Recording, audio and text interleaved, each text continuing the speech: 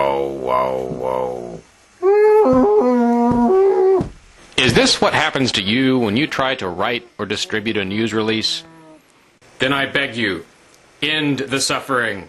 Deploy instead the man who got Mike Fisher's outlaw manicure front page coverage in nearly every New Hampshire media outlet. Unleash the writing force that put the Free State Project on CNN and Russell Canning on the front page of Dig.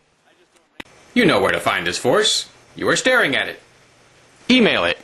Email me at ridleyreport.com. And let's get to work. ridleyreport.com. At news releases I am the bomb.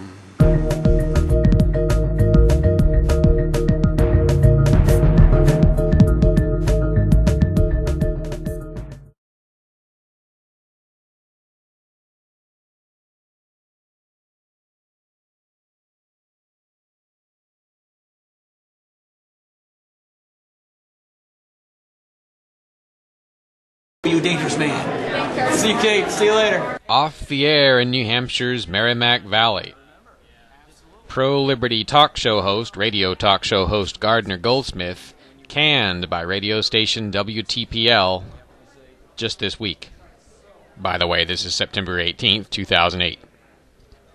According to a thread on forum.nhfree.com, Gardner has said that the station manager was very nice about it, but they weren't giving enough advertising support for him.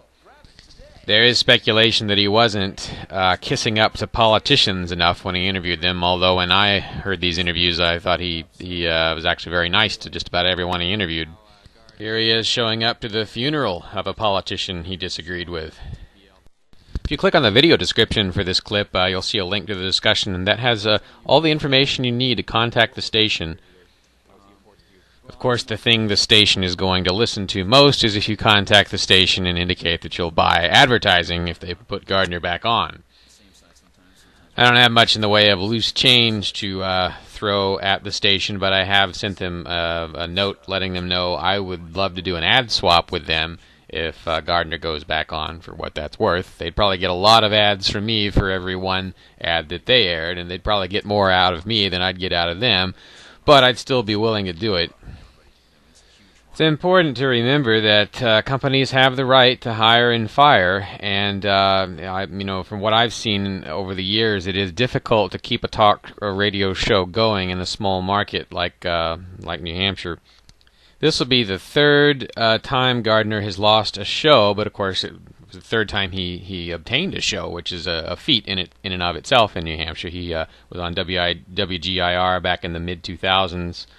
And he was on WNTK in Laconia for a year or two, around 2006-07. And last year, I guess, roughly, about a year ago, roughly fall of 2007, he got back on the air again at WTPL. But that's the fate of a talk show host. You often get thrown off the air, then you often get back on the air. So. Whoa. YouTube. This is probably just a dip in the Gardner Goldsmith stock market.